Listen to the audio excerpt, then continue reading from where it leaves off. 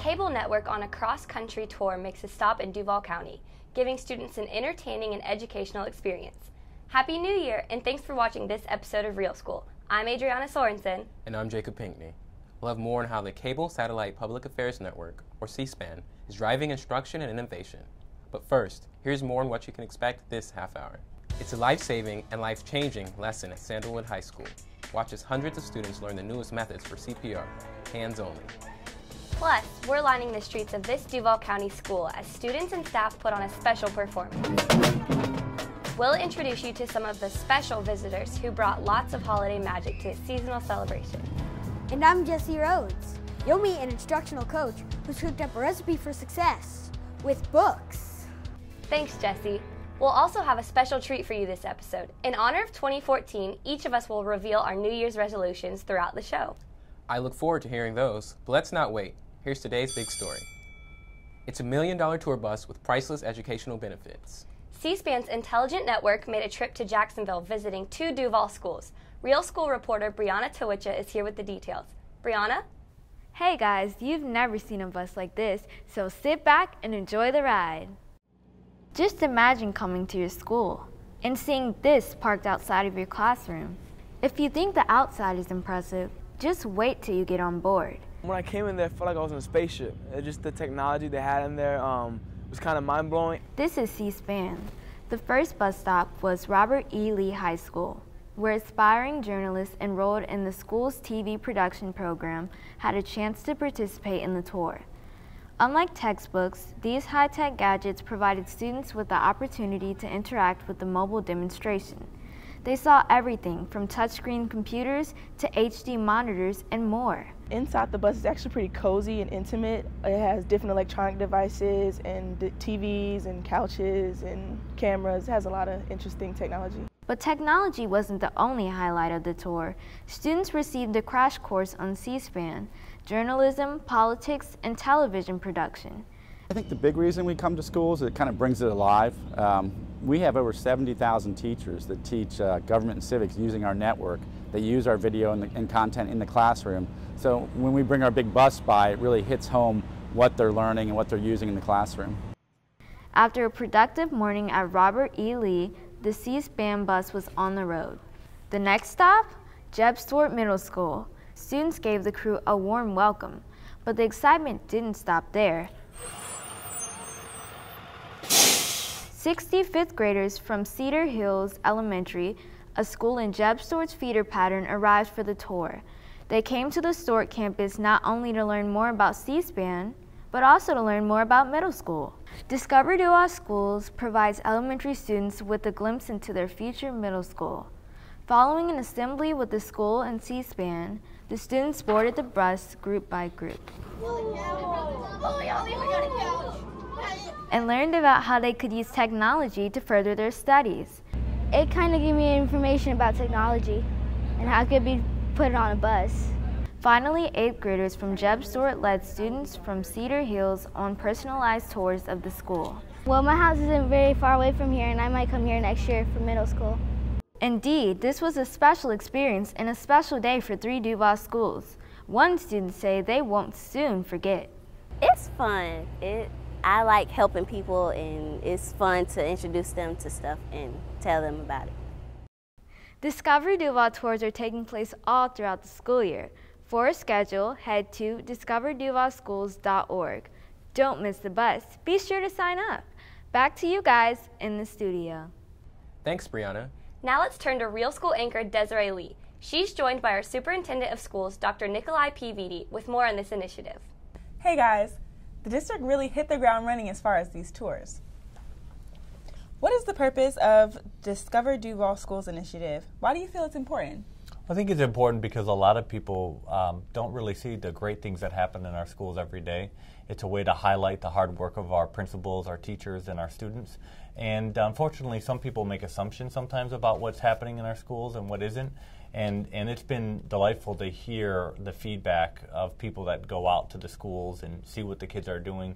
I've been told by even individuals that went to private schools 20, 30 years ago who've gone on some of our tours, and they're saying, you know, the kids are doing work that's harder than I even did 20, 30 years ago in private schools, and there's much more happening here than I assumed. So it's really a way to highlight the good work that happens every day in our schools. Are community members the only ones making discoveries at our schools? No. The process started by opening it to the greater community, so more business partners and just community members in general. But we have particular initiatives to allow parents and students to visit their middle school, their feeder middle school or their high school. So it's about expanding the Discover Duval initiative to include parents and students so they can see the great things that are happening through the feeder pattern so that they stay in those feeder patterns moving forward. And again, they don't make assumptions about what is or isn't happening in our schools. All right. What do you think of the existing perception of Duval County Public Schools? Well, I think there's always a difference in everything that we talk about with perception and reality. If I didn't feel that our schools were safe, I wouldn't send my 4 children to our school system. And so I think some people have the perception that our schools aren't safe or the perception that kids aren't learning at a higher level, but I think the reality is something very different. Our graduation rates continue to go up. Our kids are more and more college ready. More kids are getting academic scholarships. And again, I think if people actually took the time to go out in schools, they'll see how much our kids are learning and how much they're exposed to. Thanks so much for joining us. Thank you. Back to you guys. The NFL is teaming up with Duval County Public Schools to tackle childhood obesity. The game plan? Work closely with 6th graders for 6 weeks at 60 minutes a day. And they're off. You're looking at the highlights from the fun kickoff event for the 2013 NFL Jaguars Play 60 Challenge at Matthew Gilbert Middle School. Jaguars cornerback Alan Ball was the guest speaker. He talked to students about the importance of developing and maintaining healthy habits. The Play 60 Challenge encourages 6th grade students to participate in 60 minutes of physical activity a day for 6 weeks, 30 minutes in school and 30 minutes after school. Play 60 is held in partnership with the American Heart Association, Wolfson Children's Hospital, and the Players Center for Child Health.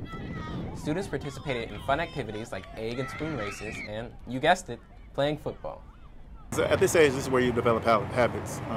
A lot of times you go through life, and as you get older, it's harder to form habits because you're already stuck in a routine. I feel like at this age, at a young age, this is when you're most impressionable. This is when those good habits and bad habits begin. So the good habits you pick up now is just reiterates good things and it keeps going throughout life. Speaking of good health practices for life, Matthew Gilbert students also had a chance to learn a life-saving lesson, how to perform hands-only CPR. Matthew Gilbert isn't the only school offering its students the chance to learn hands-only CPR. Nearly 700 students at Sandalwood High School learned the life-saving procedure over a 2-day period. Real School anchor Patrick Wright is here with why its training couldn't have come at a better time. Jacob and Adriana, we all know timing is everything, but did you know more people have heart attacks around Christmas and New Year's Day? So before Sandalwood students took off for the holidays, teachers made sure they passed one last test, learning how to administer hands-only CPR. All right, hands-only CPR. Arms straight, center of the chest, and in. This is a lesson Anna Lee McPhillamy hopes her students will never forget. That's what we want. We want the kids to be able to respond, not just the adults. And regretfully, a lot of adults don't know what to do. So now that the 700 kids here at Sandalwood know hands-only CPR, if an emergency happens, we should be good to go. Thanks to a partnership between the American Heart Association and the district's wellness program, those 700 students are walking away with skills that could end up saving someone's life. Students began by watching a brief DVD which gives students a step-by-step demonstration. Now keep your hands in the center of the chest and push hard, straight down. Then, they tried out their skills on these mannequins. Right now, you may be wondering what's the difference between hands-only CPR and regular CPR. Hands-only CPR is like you standing over that person and you putting your hands together and like pumping on their chest for them like to bring them back. To be more specific, the American Heart Association defines hands-only CPR as a technique that's nearly identical to the conventional CPR, but without the mouth-to-mouth breaths. Hands-only just came out, and it's American Heart Association, and they're saying that giving the compressions satisfies the survival instinct for the body, that a little bit of air gets in and out because you're pressing on the lungs. CPR is 30 compressions, 2 breaths, faster, but mouth to mouth. And that's a hesitating thing. A lot of the kids don't carry a mask to do CPR, okay? So because of that, mouth to mouth is kind of scary. Hands only, they're not afraid. So it makes it more likely for them to react.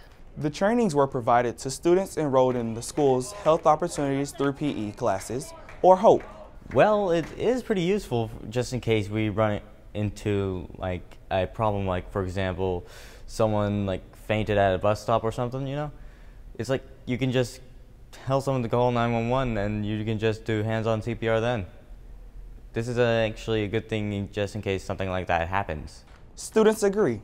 Being trained in this life-saving procedure is a privilege, one they don't take lightly. It's actually exciting because like we be the first school to do a lot of things and we big. It's easy to do, it's simple.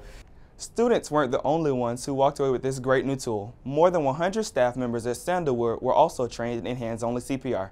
Back to you. Thanks, Patrick. We've got more amazing stories coming your way on Real School. Here's a look at what we're working on. They're painting with a purpose. We'll reveal why Dr. Nikolai Vitti and the school board members are brushing up on their creativity skills in hopes of raising awareness for an important cause. Plus, Duval County Public Schools has 150 reasons to celebrate. Listen in as Dr. Nikolai Vitti joins our Desiree Lee with more on our significant milestone. And I'm Jada Sevilla. In just minutes, I'll be taking you to an event combining the arts and careers. Want to learn more? Real School will be right back.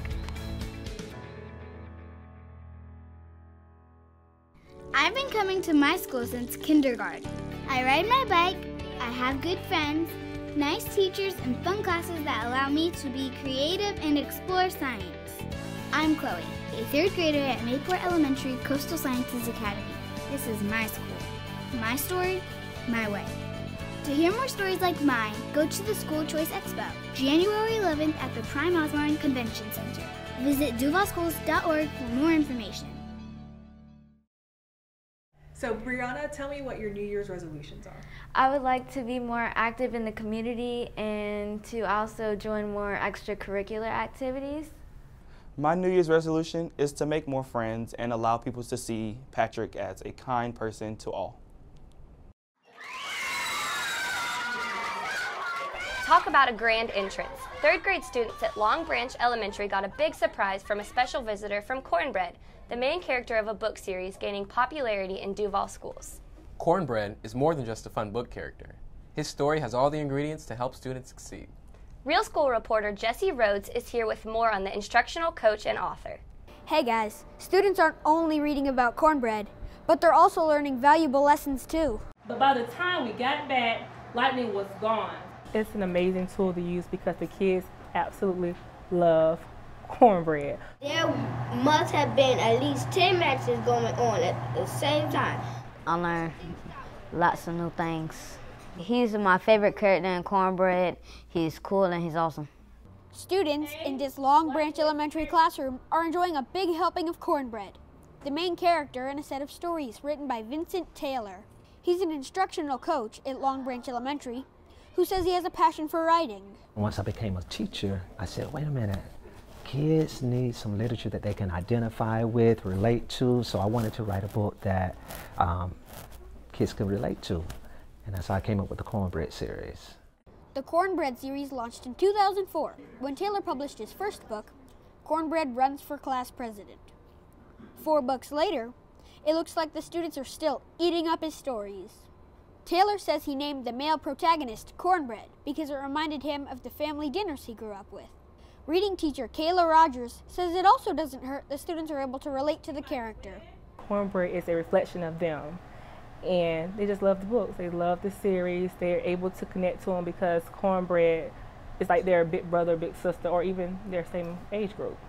A, he had to get Tiffany some popcorn? Yeah! The latest installation of Cornbread series is a workbook. It's meant to help students recognize important literary devices like figurative language, similes, context clues, and more. I sat down with a group of district reading coaches and just wanted to get some feedback from them to ensure that the questions that I wrote in the workbook would align with the Common Core standards. So questions about similes and metaphors, all that falls under the figurative language. So you'll see multiple questions that addresses the same things that students will see on the FCAT test. The Cornbread experience doesn't stop there. If students are really lucky, they get to meet Cornbread himself. Check this out.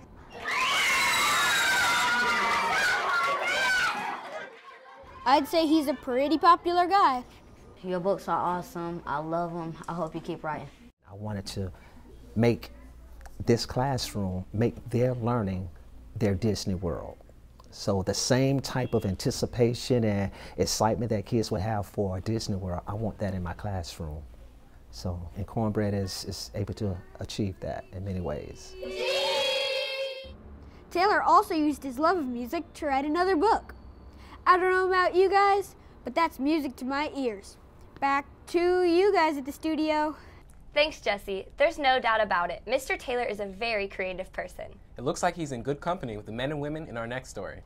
Check out this video of our Superintendent of Schools, Dr. Nikolai Vitti, Board Chair Becky Couch, and board members Paula Wright and Cheryl Grimes, all showing off their artistic abilities.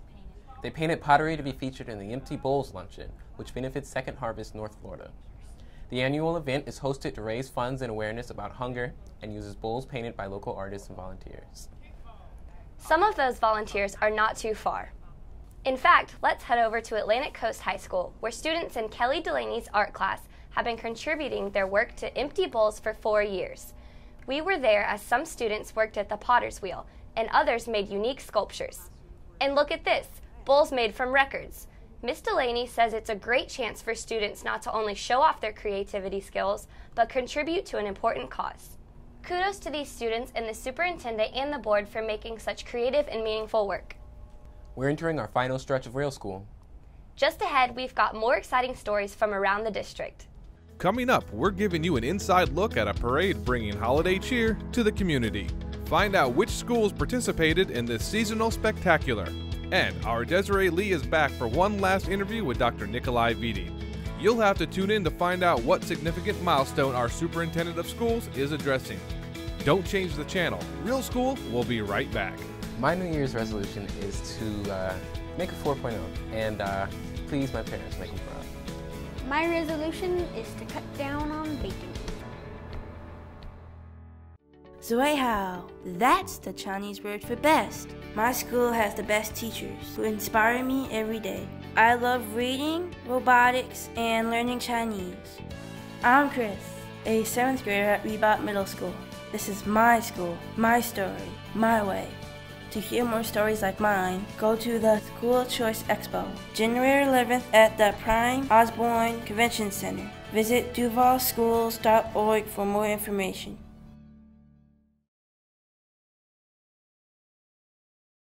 My New Year's resolution would be to get into a good college and get into a good acting program in college. I want to be a little bit more organized and always turn in classwork on time. Welcome back to Real School. What do you get when you combine music, art, and great dreams? You have the 2nd annual career fair at the Alden Road Exceptional Student Center. Real School reporter Jada Sevilla joins us with details. Jada? Hi guys. This career fair truly allows students to shine. Not only do we see some of their artistic skills, but also their business savvy. Check out this beautiful jewelry, or these cool hair bows. They're not only works of art, but they're also works of the heart. All original pieces made by Alden Road students. Duct tape, bracelets, pens, signs, wallets, pencil bags. This is the 2nd annual career fair at Alden Road Exceptional Student Center. As a part of the event, students are selling items they made through an enterprise business program. Many of our kids have all the credits they needed to graduate high school, and instead of making them do the same things over and over, there's an initiative that we have a transition program, and all of the products that we make are made by our students, or our students participate in making the programs depending on the ability level of the students. Students make everything from calendars to greeting cards and to decorative items. And it says, "You rock." Teachers say this kind of handiwork does a lot to boost the confidence and experience level of their students. It's a wonderful thing because it makes them part of their community. I mean, you're getting to see how our little businesses run, And like I said, a lot of our kids don't get out into the community very much, and this gives them the opportunity to, you know, have pride in something that they've made and they've created, and to see it to fruition, and just it gives them an opportunity to be part of something. All day, students were exposed to guest speakers who talked to them about what they do in the community. Some of the guest speakers included people from the UF Health's Trauma 1. Hey, yeah. And in this classroom, students heard from a local musician. Singer-songwriter Jenny Reed played songs for students, answered questions, and even let some students play with her guitar. We have different people from the community come out and join us, and gives the kids a chance to experience different things. Looks like students really got a chance to experience a bit of everything. This career fair is only in its second year, but we can tell this is the beginning of a great tradition. It just gives our kids a chance to experience some things they might not get to experience in their everyday life. By the way, guys, every dollar those students make go right back into their business. Back to you guys. Thanks, Jada. 2014 is a special year for Duval County Public Schools. We're turning 150. The district couldn't let such a historic milestone pass without celebrating.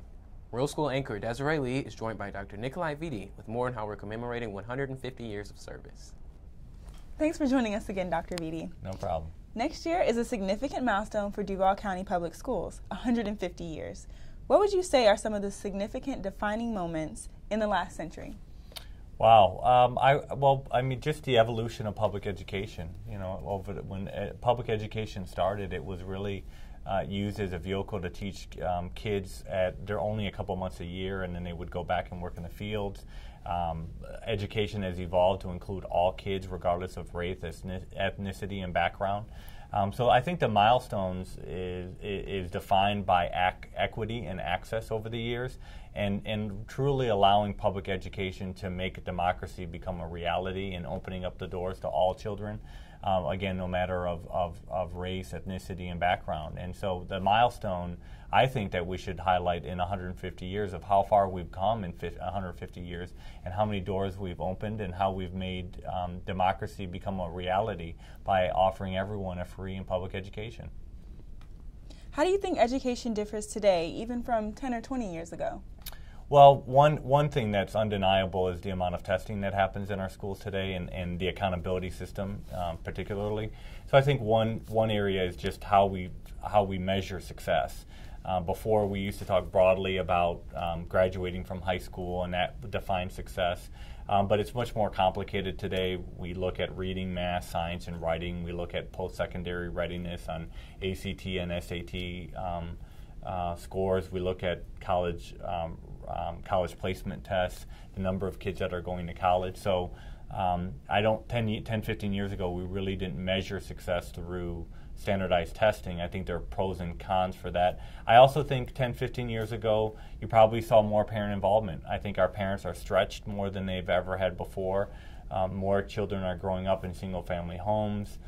More parents have 1 to 3 jobs that they're trying to balance. So just generally speaking, just more strain on individual kids. Teenagers have to endure much more and have greater challenges than they did even 10-15 years ago. What do you expect will be accomplished on the next journey? Well, I think the next journey will be about making that the issue of equity and access expanded even more, and I think that part of the journey will be that more and more of our kids are being prepared for college, the workforce, and life in general. And we're going to start to see Duval County being recognized as a national model in public education throughout the country. I think that starts home, to having people recognize the good things that we do here for kids. But I think over the years, it'll be a national story that's told regarding what we're doing differently for kids. Thanks so much again for joining us, Dr. Vitti. Thank you. We're looking forward to another 150 years. Back to you guys. For our last story of the show, we're taking a trip to Palm Avenue Exceptional Student Center. That's where students, staff, and community members came together and put on a rockin' holiday celebration. Those are the sounds of the Marching Tigers band from Andrew Jackson High School. They brought some festive fun to Palm Avenue's Exceptional Student Center's 9th annual Holiday Magic Parade.